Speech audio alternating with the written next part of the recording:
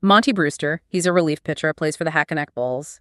Minor league. And when we say minor league... Oh, yeah. We're talking really minor league. Their field has active train tracks running through it. Seriously. Can you imagine a train delay during a game? Right. But Monty, he's got dreams, big leagues. He keeps seeing this guy Donaldo taking pictures, and he's convinced, absolutely convinced, he's a scout. But his best friend, Spike, the catcher, he's a bit more feet on the ground. Yeah, Spike's the realist, and probably for good reason, right? Monty's optimism, it's great, but it kind of blinds him sometimes. He misreads situations big time. And that sets up what happens next, doesn't it? It really does. Monty and Spike are flirting with some women. Turns out they have boyfriends. Things escalate fast, full-on brawl. Oh, boy. Next thing they know, jail cell. Morning comes, their coach, Charlie, shows up, but not to bail them out. Ouch. It's gotta hurt. Yeah, he basically tells them, you're done, team's cutting you loose, no bail. Right. And tells Monty he should just be grateful for his 15 years. Harsh. Wow.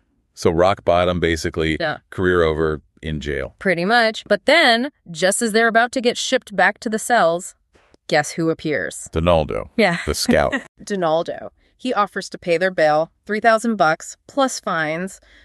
But there's a catch. Always a catch. They have to plead guilty. And Monty, still thinking this guy's his ticket to the majors, He takes it, doesn't he? happily thinks this is it. His big break. It's amazing how focused he is on that one dream. He just can't see anything else. Right. So Donaldo gets them out, takes them to New York City, straight to this fancy high-rise corporate building. And Spike must be freaking out. Totally paranoid. He's convinced Donaldo's an undercover cop, that this is some kind of sting operation. I mean, you can see why, right? Bar fight to corporate tower. It's a massive jump. Definitely weird. Donaldo just stays calm, points out he never actually said he was a scout, says he works for a law firm. Okay, a law firm. Yeah. That changes things. Yeah. Slightly. Still confusing, though. Exactly. Then Monty gets pulled into this private meeting, just him and the lawyers. And this is where it all comes out. This is it. They tell him about his great uncle, Robert. Guy had a huge fight with the family way back, in the 1930s. Stormed off, never seen again.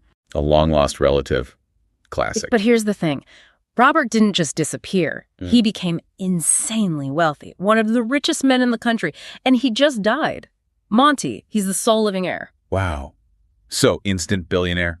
Not quite, well, potentially. But then, the lawyers play this recording, left by the uncle, Rupert, that was his name, Rupert. Rupert, not Robert, okay. Right, Rupert. And this recording, something else. First shock. Monty finds out his uncle is white. Whoa, okay. Rupert, on the tape, actually predicted Monty would be shocked, explained his father had 2 wives, one white, one black. But then the tone shifts. Rupert basically lays into Monty, calls him a failure, talks about how his own father punished him harshly, made him hate money, and now... He wants to do the same to Monty. Exactly. He wants to punish Monty by making him absolutely hate spending money. Wow, that's dark. It's not an inheritance. It's like a psychological weapon. That's a really good way to put it, weaponizing wealth. Because here comes the challenge, the real kicker. Okay, I'm ready. Hit me. Monty has 30 days, just 30 days, to spend $30 million. $30 million in 30 days. Okay. That's fast, but doable, maybe? But the rules are insane, almost impossible. Rule 1, after 30 days, he must own 0 assets. Nothing, except the clothes on his back. 0 assets. What about a house, a car? Nope, can't own them. Rule 2. He cannot destroy anything he buys just to get rid of it. Can't just buy a Ferrari and drive it off a cliff. Okay, so no wasteful destruction. What else? He can hire people. And this is key, he must get real tangible value for their services. Value for services. Okay. So he can hire a chef, but not buy the restaurant. Precisely. Rule 4, limits. Only 5% of the total, that's 1.5 million, can go to charity. Only 5% can be gambled away. Tight restrictions there. Can't just donate it all. Nope. Rule 5, can't give money away, no gifts, not even birthday present. Man, okay. This is getting harder and harder. And the final rule, the absolute killer. He cannot tell anyone about this challenge. Not Spike, not anyone. If he breathes a word, he's disqualified instantly. Wow. Complete secrecy. That isolates him completely. So, spend a fortune, own nothing, get value, follow strict limits, tell no one. That's the game. It flips everything we think about money completely on its head, right? It's not about saving or investing. It's about rapid, specific, non-retainable spending. It's anti-wealth accumulation. Totally. And then after laying all this out, the lawyers offer him $1 million, just walk away, take the $1 million, forget the 30. They even tell him, you don't know how to handle money, take the easy way out.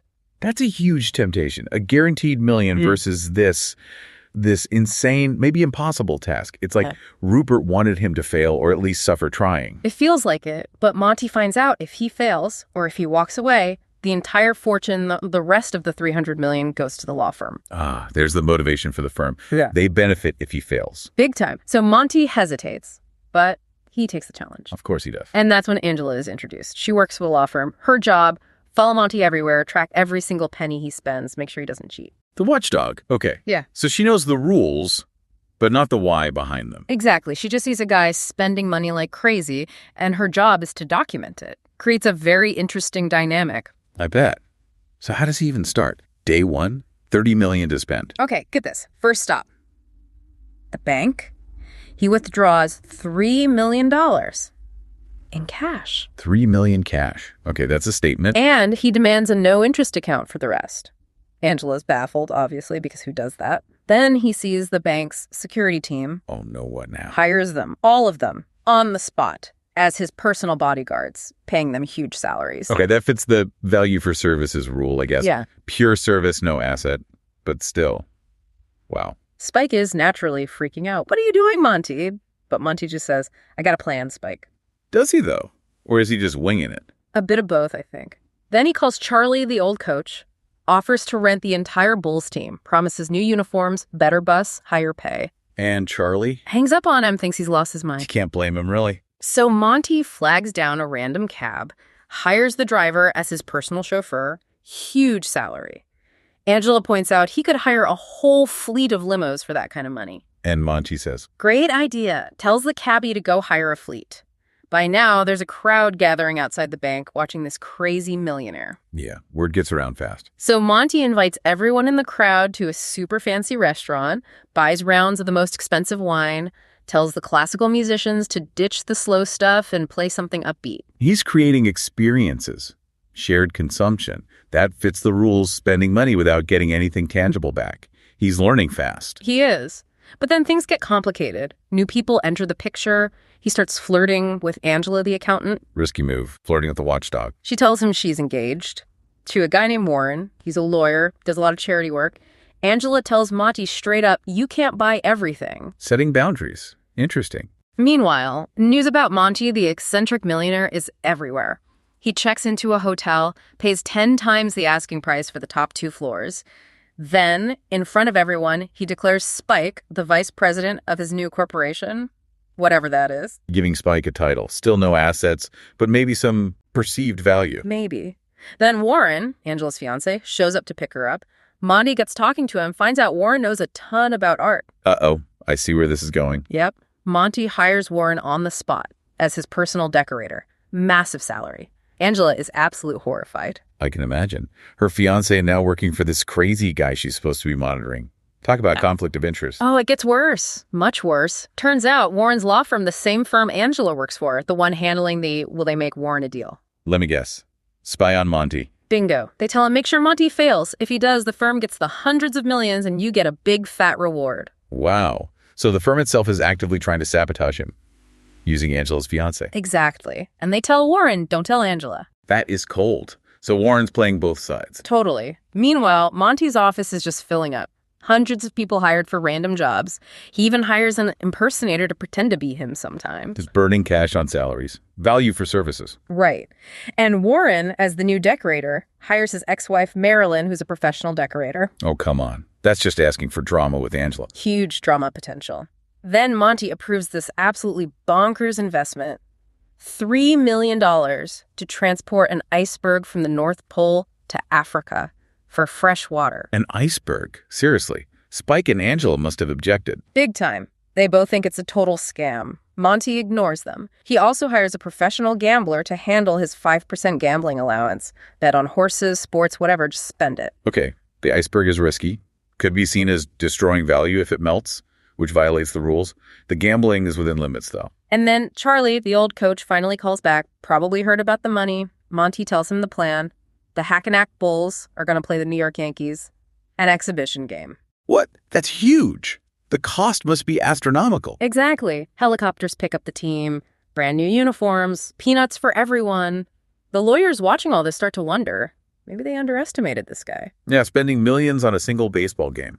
That's definitely one way to get rid of cash without acquiring assets. It's grand, it's ephemeral, it fits. But then disaster strikes, or anti-disaster. Monty's trying to lose money, remember? Right. What happens? The iceberg stock, it triples in value.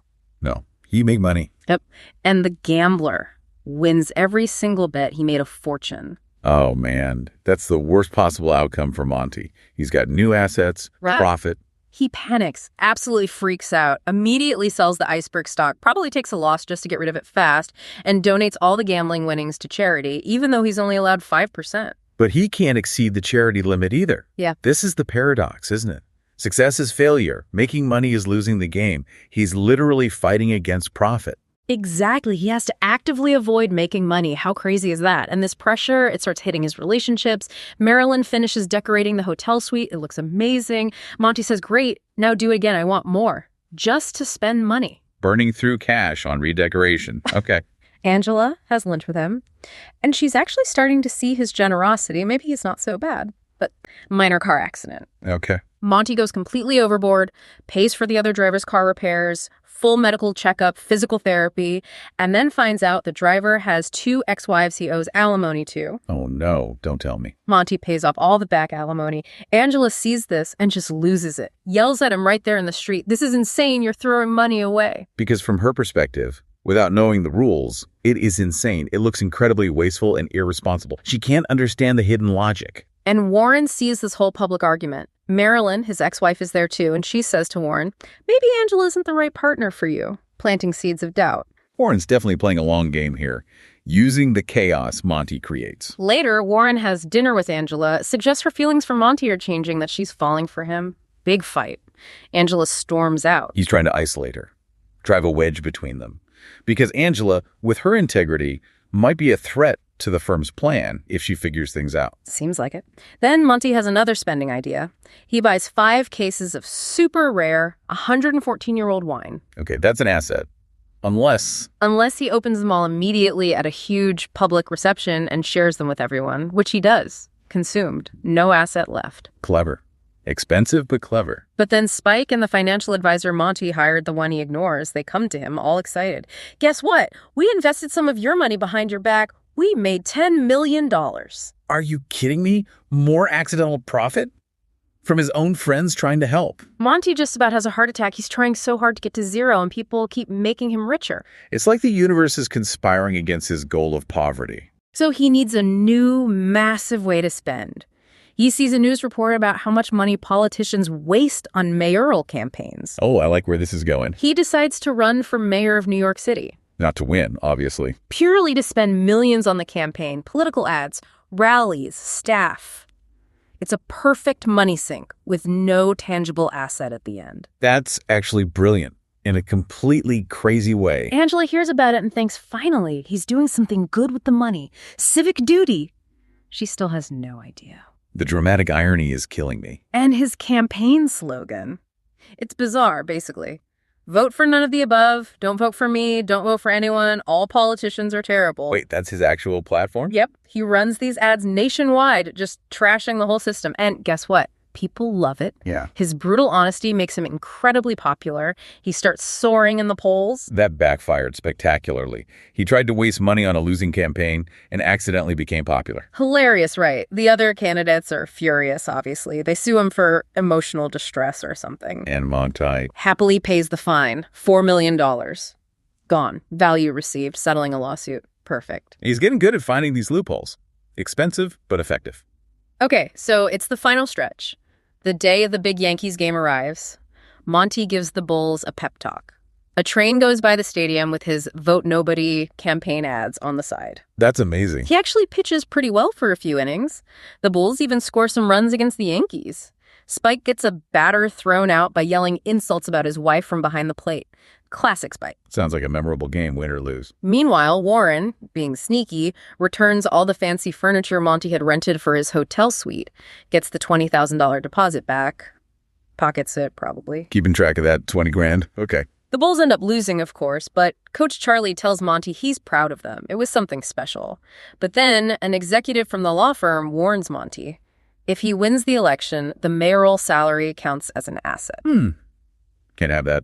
Even a small salary violates the rules. So Monty immediately holds a press conference, withdraws from the race, since he never expected to win anyway, and everyone missed the point of his campaign. Then he uses his very last chunk of money to throw a massive blowout party for everyone involved, the team, the campaign workers, all the people he hired. One final act of mass consumption, bringing it all down to zero. That night, Angela finishes the accounts. 0. Monty finds her, tries to tell her he loves her, but she's just disgusted by what she sees as his recklessness. She rushes away from the party, doesn't hear him. Oh, that's heartbreaking. He won the financial battle but lost the personal one, it seems. Yeah. At the party, Donaldo, the original guy, gets caught stealing petty cash. Monty's employees, who actually like him now and feel bad he supposedly broke, offer to help him out, give him some money. Monty refuses. Takes nothing. He's learned the lesson, maybe, about relying on himself, about not taking handouts, even when he seemingly has nothing. Maybe so. The next morning, 30 days are up. Monty checks out of the hotel. Has to leave behind the expensive rented clothes, the decorations Warren returned. He's literally just got the clothes he walked in with. The doorman tells him, hey, I voted for nobody, just like you said.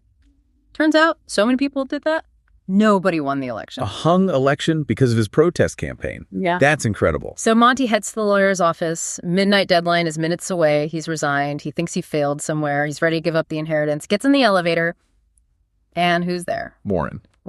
And Warren, maybe feeling smug, maybe trying one last cruel trick, hands Monty the $20,000 deposit he got back for the furniture. Okay, with minutes to go, he now has an asset. $20,000. Monty just screams, total frustration. He gets to the office, ready to sign the paper, forfeiting everything. This is it. He's going to lose. But wait. Angela sees Warren lurking outside the office, looking smug. Warren, thinking it's all over, confesses everything to Angela. About the challenge, the rules, him being a spy for the firm, the reward. He confessed to Angela. Yep. Big mistake. Angela is furious. She bursts into the office, exposes Warren completely. Monty, realizing Warren betrayed him, punches him square in the face. Yes, finally. Warren threatens to sue Monty for assault. Oh. But Monty, thinking fast, instantly says, okay, you need a lawyer. Angela, you're hired. Be my lawyer. And he uses the $20,000 Warren just gave him as her retainer fee. Genius. He used the last asset to pay for a service, Angela's legal service. Exactly. The clock strikes midnight. Angela quickly scribbles out a receipt. Received $20,000 for legal services. Boom. Monty has 0 assets, exactly 0, at the exact moment the deadline hits. Unbelievable. He did it. Right at the wire. The main lawyer, the will's executive, announces it. Monty has successfully completed the challenge. The entire $300 million fortune is his. He also announces the firm is now under investigation for fraud, thanks to Warren's confession and Angela's testimony. Justice. And Monty gets the girl. Looks like it. Monty and Angela leave the office together, ready to figure out what comes next. What a ride. An absolutely incredible story. It just demonstrates that, real value isn't always about stacking up wealth. Sometimes it's about how you handle pressure, how you figure things out, how you let go. So what stood out to you listening to Monty's incredible story? What parts seemed the most impossible? What would you have done differently? Let us know your thoughts.